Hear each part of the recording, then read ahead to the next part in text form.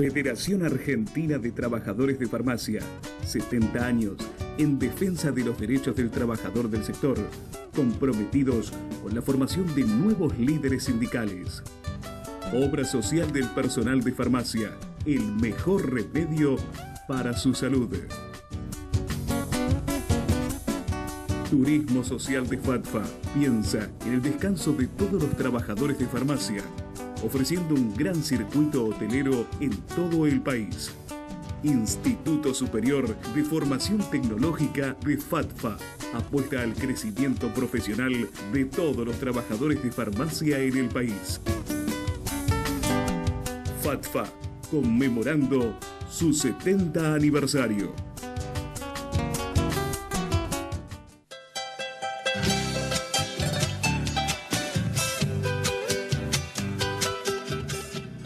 Lo dijimos en la apertura del programa. Señores, vuelve el Fondo Monetario Internacional.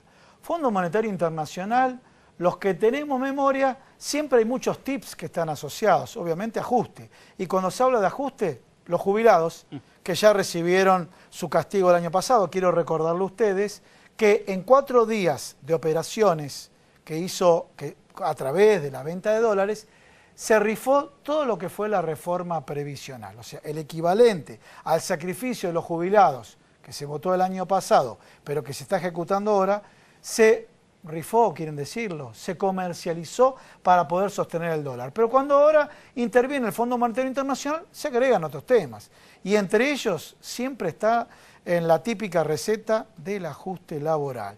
Y para hablar de ese tema lo presentamos al doctor Héctor Recal. Bienvenido, Héctor. Muchas gracias por la invitación. Se repiten las fórmulas, y hablando de repetir fórmulas, porque nos mostraba fuera del aire, un libro escrito en el año 93. 93. A ver si lo podemos tomar, si lo puede ponchar acá. Dice, y no es futurismo, ¿no, doctor? Está agotado, no es para venderlo. No es Reforma laboral, flexibilidad sin empleo. Cuando comenzó la flexibilización laboral, la desocupación en el 89, estaba en el 6%. Cuando terminó Menem estaba en el 18%. O sea, se demostró que no es flexibilizando los derechos de los trabajadores como se crea empleo, como mejora el mercado interno, etcétera. Al revés, desmejora el mercado interno. Así que, pero las noticias de ayer fueron conmovedoras, ¿no? Escucharlo al ministro de Economía, con todo desparpajo, decir, este fondo no es el de antes, es otro. Digo, claro, en el fondo son buenos. Ahora, yo hace una semana más o menos, ahora me dedico a tuitear, estoy muy moderno. ¿Ah, sí? Sí.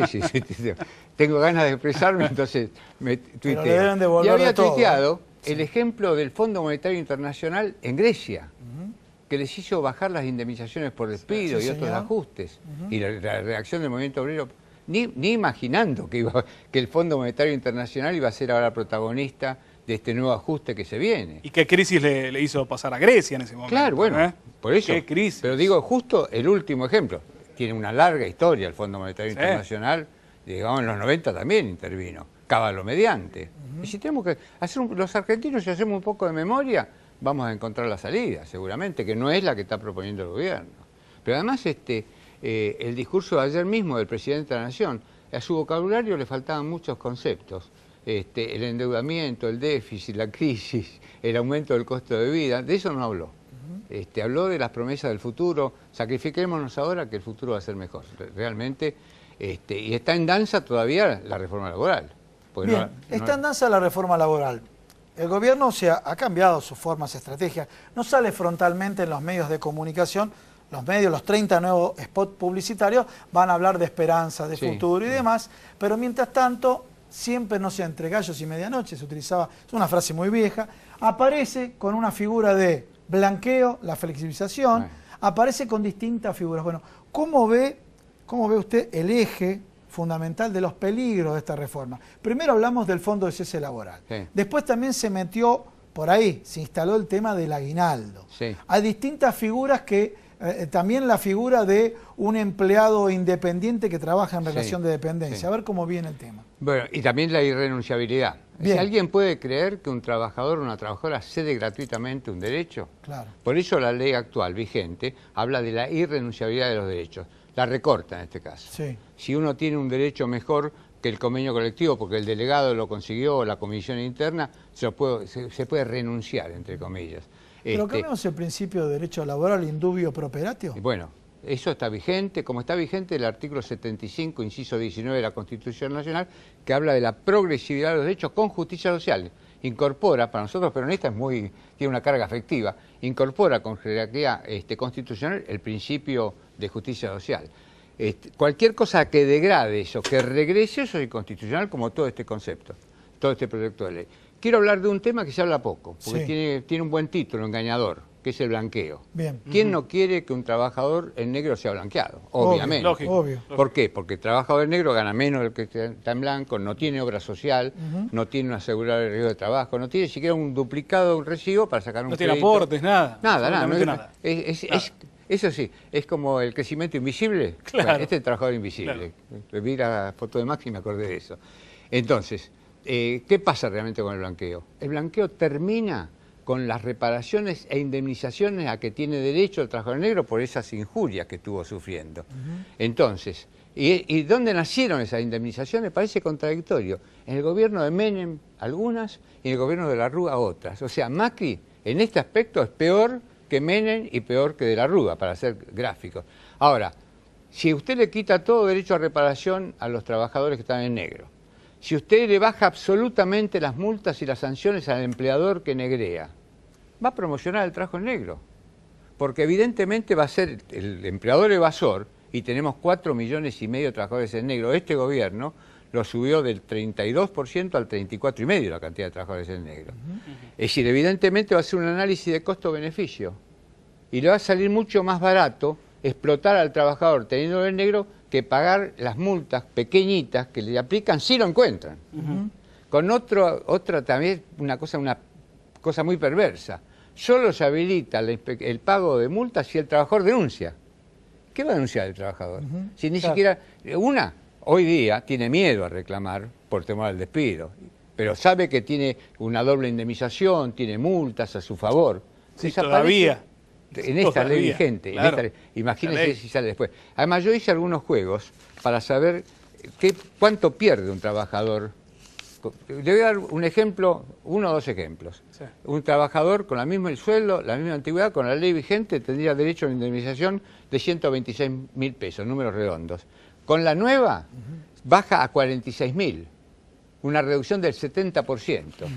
Tomé los dos extremos.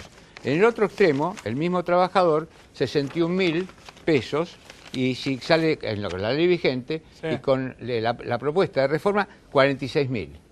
Es decir, realmente está rebajando todas las indemnizaciones. Obviamente, por eso digo que hay que prestarle mucha atención, porque no se habla de eso. Se habla mucho de las indemnizaciones, el aguinaldo, que pasó, etc. Todo eso existe y es cierto. Lo mismo que la irrenunciabilidad, lo mismo que la impunidad. Le dan 1 año de plazo.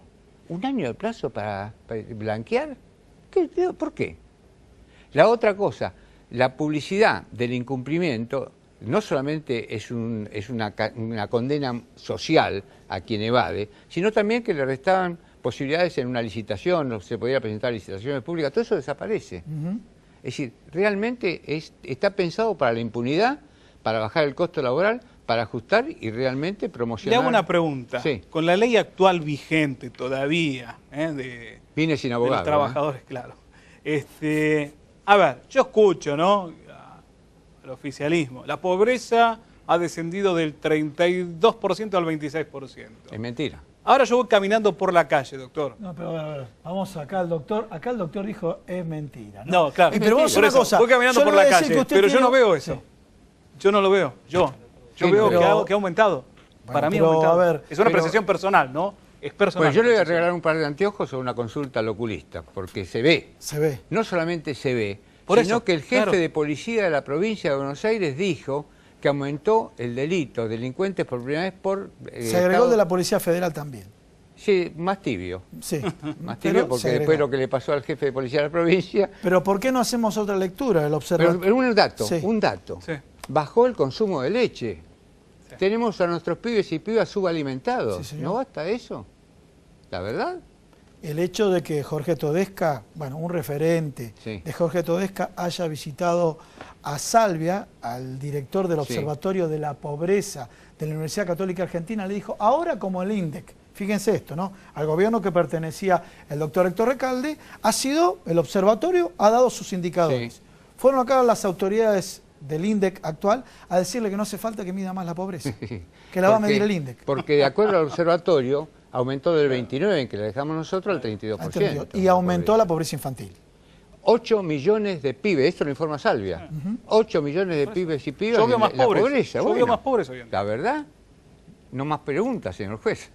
Claro, por eso, bueno, principalmente, bueno, se hablaba, a una crítica que han tenido que absorber ustedes, Sí. que a veces que del INDEC, bueno, con Guillermo Moreno, se dibujaban los datos o que no eran representativos de la realidad. Por eso yo hice este comentario, ¿sabe por qué? Con la misma balanza, la balanza del observatorio, de la pobreza de la UCA, que han observado la pobreza en el gobierno en el cual usted participó, dijeron que la pobreza aumentó acá y aumentó la pobreza infantil. Y bueno, ese es el resultado. La verdad que si uno quisiera hacer proselitismo en favor del Frente para la Victoria, PJ, Unidad Ciudadana, le diría a cada persona con quien habla, decime cómo vivías hasta el 2015 y cómo vivías ahora. No era una irrealidad como dijo el presidente del Banco Nación. Era realidad, que se podía viajar, se podía tener vacaciones, se compraba un electrodoméstico, un autito. Ahora... Otro de los Ahora temas... realmente no se llega... Mira, a mí me preocupa el endeudamiento de Luis Caputo. Me preocupa porque realmente a 100 años los nietos de nuestros nietos van a terminar pagando. Pero me preocupa muchísimo más el endeudamiento de las familias argentinas que nos llegan a fin de mes y que tienen que recurrir a un usurero del barrio para poder llegar a comprar los alimentos para su familia. Esto, y ahora, con el aumento de la tasa de interés a un piso del 40%, no quiero ni pensar lo que va a pasar con esa familia. Hablando del hambre y la pobreza. Obviamente, todo esto va a aumentar la pobreza. Yo no tengo duda en eso. Y me lastima, yo no quisiera que no aumente, obviamente. No, por supuesto, Héctor, claro. vamos a tocar el tema del sindicalismo. ¿Sí? ¿Cómo vende el argumento del gobierno a través de sus comunicadores, a través de sus spots y demás? Bueno, los referentes gremiales solo se han enriquecido y demás. Y muchas veces yo le digo a gente, mira, en tu actividad, una actividad específica que no tiene un referente gremial, hoy por hoy cómo aprietan a la gente, usted lo dijo hace un rato. Mirá que no hay trabajo en la calle. Entonces alguno que va a pedir una recomposición laboral. Por lo menos tenés un referente gremial que va y va a pelear en nombre tuyo, para tener este ajuste o esta, a ver, que este ajuste no acompañó la inflación, es otro tema, esta recomposición laboral. Entonces, ¿cuál es el discurso permanente? Debilitar al sindicalismo permanentemente para que no sean referentes, primero para desfinanciarlos y para que no sean referentes los propios trabajadores. Sí. Yo cuando se plantea una cosa así, en primer lugar hablo de la presunción de inocencia. Sí. El presidente Macri, que está imputado en una causa, goza de la presunción de inocencia, lo mismo que otros como Caputo, que también está en varias causas de imputado. Yo le hice una denuncia a Caputo por la venta de deudas a futuro, etcétera, etcétera. Pero recuerdo una frase, fíjese a quién voy a citar, a Winston Churchill. Decía, la democracia es un mal sistema, pero no conocía uno mejor para representar los intereses de los ciudadanos. Y yo digo, ¿les puede parecer el sindicalismo un mal sistema? No conozco ningún sistema mejor para representar los derechos colectivos de los trabajadores. Perfecto. Que haya alguno que se desvíe, pasa en todos los lugares. Lo que sí, hay que ser muy severo con quien se aparta de los deberes que tiene para representar a los trabajadores. Yo escuché, le voy a dar un ejemplo. En la inmensa mayoría de los dirigentes sindicales que escuché repudian la reforma laboral. Lo escuché al actual secretario general de UATRE, antes era el Momo Venegas, decir que realmente que saquen la indemnización por despido. No cambia nada, dijo eso. No cambia nada, no porque cambia el trabajador que trabaja bien no lo despiden nunca. Es criticable, es Totalmente. absolutamente. Yo le aconsejaría, con mucha prudencia y mucho respeto, que se dedique un poco más a la actividad rural, que es donde hay mayor trabajo en negro, mayor precarización, mayor explotación de trabajo infantil. Y mayor explotación y trata de personas, como se probó con el expresidente de la sociedad rural, que tenía 2 hermanos trabajando en un ranchito que no tenía nada y terminó arreglándolos cuando se hizo conocer una indemnización de 20.000 pesos creo que a cada uno. Entonces que se fije bien en eso Doctor, y que defienda la Constitución Nacional, porque quien garantiza a los trabajadores la protección contra el despido arbitrario, o sea, la indemnización por despido, es la Constitución Nacional. No jodamos, porque una de las cosas que pasa con este gobierno fundamentalmente es el desapego a la institucionalidad. Se hablan de los problemas soslayando la ley y las obligaciones que genera la ley. Doctor, puede ser, a ver, con toda esta turbulencia que venimos estas últimas semanas viviendo que tal vez la ley que se lleve al Congreso para tratar la reforma laboral se posponga, el gobierno decida posponerla para no sumar ya hablaron alguna de posponerla. más? La intención originaria del gobierno era tratarla en junio durante el Mundial. Sí. Como si comiéramos vidrio los argentinos. Vamos a hinchar por la selección para que gane el Mundial de Fútbol, pero vamos a prestar atención a lo que se trate. Ahora están hablando de otro congelamiento para tirar un poco para después, porque ven la reacción que está pasando. Entonces yo creo que, bueno, hay muchas cosas que están pasando. La amenaza, si la Cámara de Diputados y la Cámara de Senadores convierten en ley la retrogradación de las tarifas, retrogradarlas para que sean además razonables y que acompañen el salario que tiene el trabajador, el presidente Macri anunció que iba a vetar. Sí, señor. Yo creo que si el presidente de la Nación se anima a vetarlo, el pueblo va a vetarlo al presidente de la Nación. Héctor, que los tipifiquen a ustedes de demagogos y no acompañar este momento tan duro que está pasando el país. Me refiero a las tarifas. Son demagogos porque le piden proporcionalidad con respecto a los ingresos. Sí. Eso sería el acto, la denuncia del acto demagógico. Que sería demagoga la Corte, pues la Corte habló de eso. La Corte habló de la razonabilidad y que tenga relación aparte con los ingresos. O sea que no creo que a esta Corte, que tuvo algunos fallos de dudosa adecuación a los derechos de los trabajadores, como el último que habla de la locación de servicios, etcétera, etcétera, me parece que es una Corte bastante imparcial en ese sentido.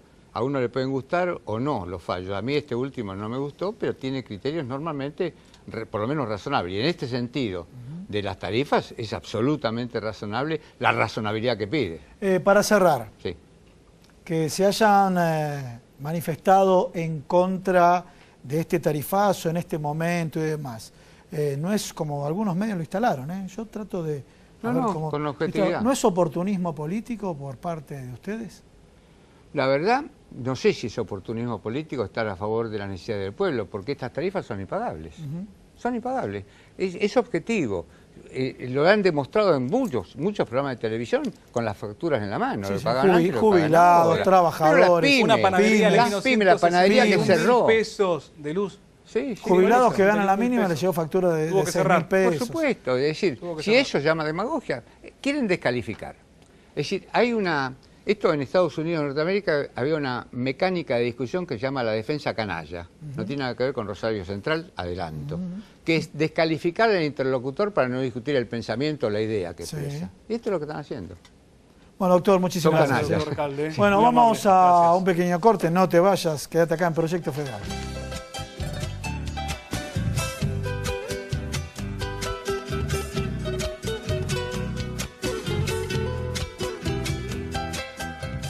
Seguimos en Proyecto Federal y como siempre, no solamente aquellos temas que tienen que ver con la economía, con la política, están presentes con la actividad gremial, sino con la salud, temas que manejamos como medidas preventivas, informativas, siempre con distintos temas que son de nuestro interés y que muchos por ahí tal vez padecemos. Lo digo en este caso porque a mí me pasa. Hoy vamos a hablar de lumbalgia. Para ello hemos invitado al licenciado Román Aparicio. Román, gracias por venir. ¿Cómo estás vos? Hola, ¿qué tal? Román, muy amable. Buenas noches. ¿Dijiste a vos te pasa? Lumbalgia. Sí, me pasa. Lumbalgia. A ver, ¿qué es la lumbalgia? Porque tal vez la tengo y no lo sé, Bueno, muchas gracias primero por la invitación. Adelante. Y bueno, la lumbalgia en sí, la palabra no nos dice mucho más que una situación, ¿bien? Sí. O sea, es un dolor en la zona lumbar, en la espalda, en la parte inferior de la espalda, ¿bien?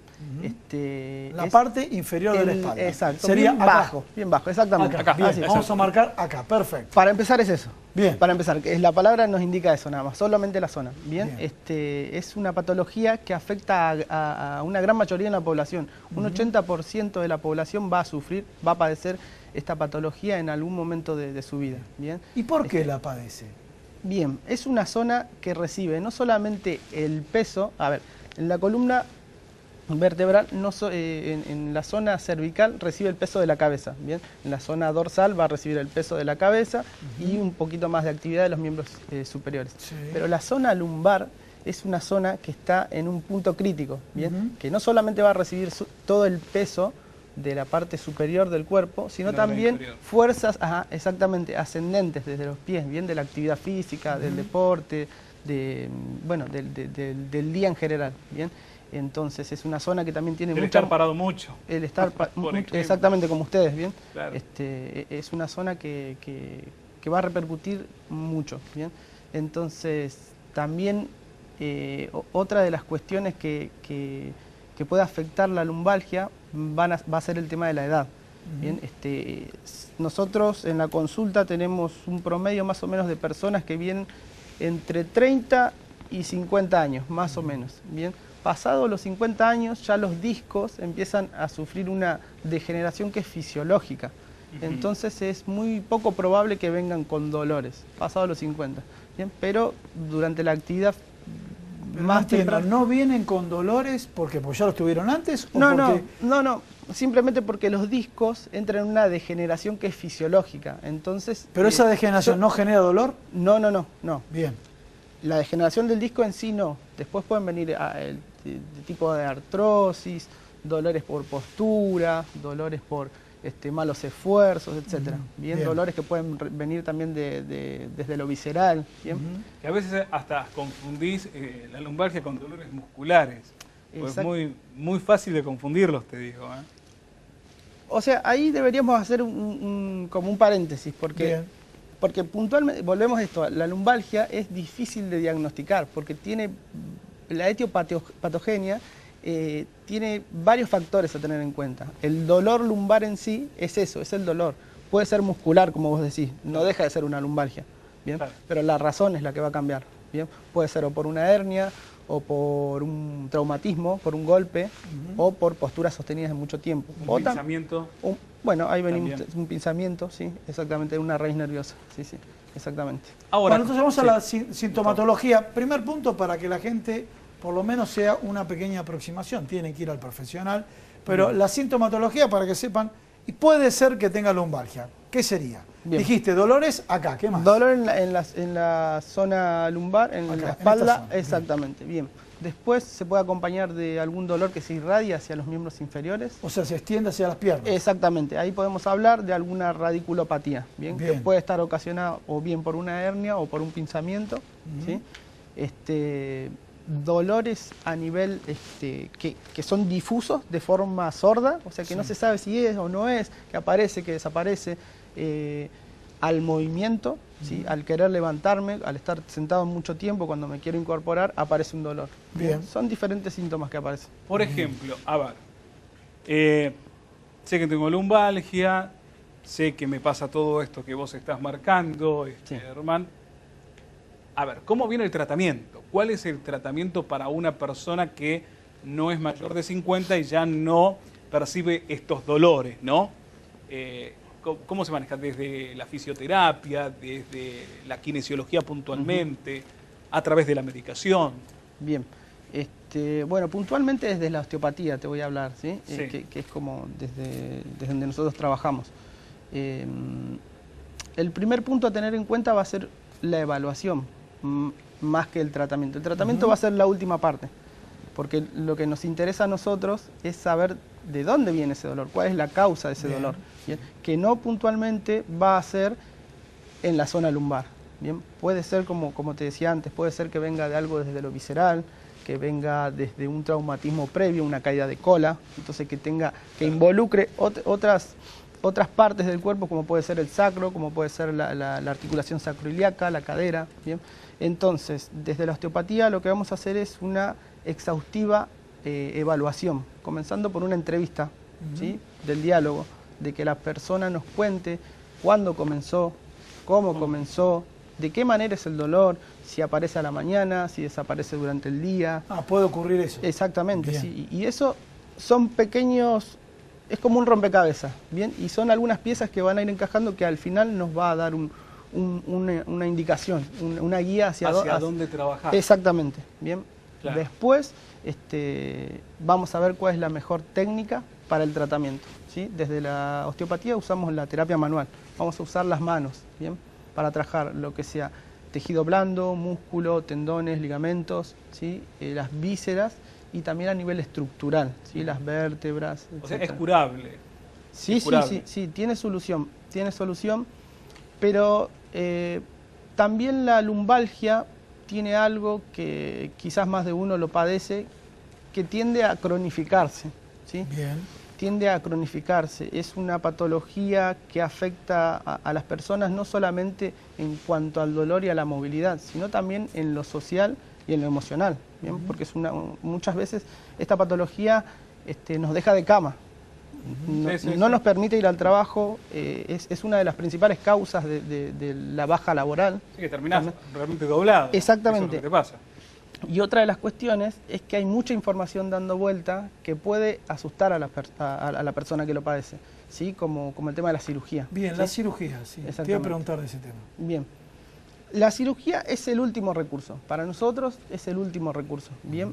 Sí, lo que hay que tener en cuenta es cuán afectada está la persona. Bien, se hace una evaluación. Normalmente estos pacientes no nos llegan a nosotros al consultorio. ¿Por qué? Porque son pacientes que están padeciendo un dolor severo. Bien, la primera instancia es la consulta médica, donde se va a hacer una evaluación clínica, donde se va a evaluar los miembros inferiores, la contención de los esfínteres, o sea, así que es un control nervioso, que no esté afectando su sistema nervioso, la médula en sí. Entonces, estos son los parámetros que se van a tener en cuenta. El tratamiento conservador es el tratamiento que vamos a hacer desde la osteopatía o la kinesiología y la prevención postural, la higiene postural. Bien, no sé si respondí tu pregunta. Sí. No, acá por ejemplo, respuesta puede ser una sintomatología, aquellos que tengan lumbalgia, que también esté asociado con pérdida de peso. Claro, bueno, justamente, volvemos a la evaluación. Nosotros en nuestra evaluación vamos a ver si la persona perdió peso de forma repentina, en poco tiempo, si tiene fiebre, si tiene inflamaciones, ¿bien? Eso nosotros le llamamos banderas rojas, ¿bien? Nosotros a estas personas vamos a sospechar y no los vamos a tratar, vamos a hacer la derivación. ¿Por qué? Porque esto que me decís vos, la disminución de peso, puede ser a raíz de un tumor. Bien, perfecto. Entonces, nosotros como profesionales debemos conocer bien la clínica. Y ahí lo deriva. Sí, exactamente. Bien, otro tema. Vos dijiste, usted ha dicho el tema de las vísceras. La incontinencia intestinal o vesical y demás, Bien. ¿está relacionado con este tema? Está relacionado, pero bueno, puntualmente la incontinencia va a ser por un prolapso, puede deberse a un prolapso en la mujer después de un parto, bien, donde hay una distensión muscular a nivel del abdomen y las tensiones intraabdominales no son las adecuadas, entonces existe la pérdida. ¿Se da más en hombres que en mujeres o por igual, Román? El porcentaje es mayor en mujeres, ¿Por qué? Sí. Bueno, uno de los puntos era ¿no? El embarazo, exactamente, el embarazo, bien, produce cambios a nivel del cuerpo, de su anatomía, bastante grandes, ¿no? Y otra de las cuestiones son también las tareas que se realizan a diario. Por ahí las mujeres, no hoy tanto en la actualidad donde ya los trabajos son más equitativos, pero sí la realidad es que las mujeres pasan mucho tiempo realizando tareas de esfuerzo, de posturas sostenidas en el hogar. ¿Bien? Acá una de las consultas que hacen uno de los televidentes a nuestra línea de WhatsApp, dolores abdominales fuertes y continuos, ¿puede estar relacionado con la lumbalgia o no? El dolor abdominal va a provocar una proyección del dolor a nivel lumbar. Ah, bien. El tema es saber por qué. Bien, si hay un dolor abdominal fuerte, lo mismo, desde nuestra clínica, desde nuestra evaluación, vamos a derivar a un gastroenterólogo, a un médico que pueda realizar la evaluación que corresponde. Bueno, la verdad, clarísimo, ¿eh? Bueno, muchísimas gracias y Román, por haber explícanos, para cerrar, Sí. explícale a la gente en qué consiste la disciplina de la osteopatía. Bien, bueno, la osteopatía corresponde a una evaluación de un paciente de una mirada holística, de una forma global, ¿bien? No vamos a evaluar solamente por un síntoma, solamente por un dolor puntual, lo vamos a ver como un todo. Van a relacionar todo. Todas las estructuras, ¿sí? Todas las estructuras por medio de una anamnesis, por medio de una evaluación osteopática, por test ortopédicos, y luego el tratamiento va a ser de forma manual, ¿sí? Con nuestras manos, con diferentes tipos de técnicas, creo que ahí mostraron algunas imágenes, ¿sí? Y bueno, de eso se trata la osteopatía. Bien. Bueno, Román, vamos a muchas tener que ir a gracias, consultarte, ¿eh? Vamos a tener que ir a consultarte. Vamos a tener Vamos a tener que ir, y vamos a tratarnos tener que ir. también, consultar y tratarnos. Muy bien, vamos a tener que decir, tal vez lo deriva, tal vez lo deriva. Bueno, sí. señores, ha concluido el programa del día de hoy con todo lo que te manifestamos a nivel económico, a nivel laboral. Espero que no te agarre una lumbalgia, ¿no? Pero bueno, estamos tratando de relacionar todos los Madre temas. Santa. Bueno, señores, nos vemos la semana que viene. Chau, chau. Chao.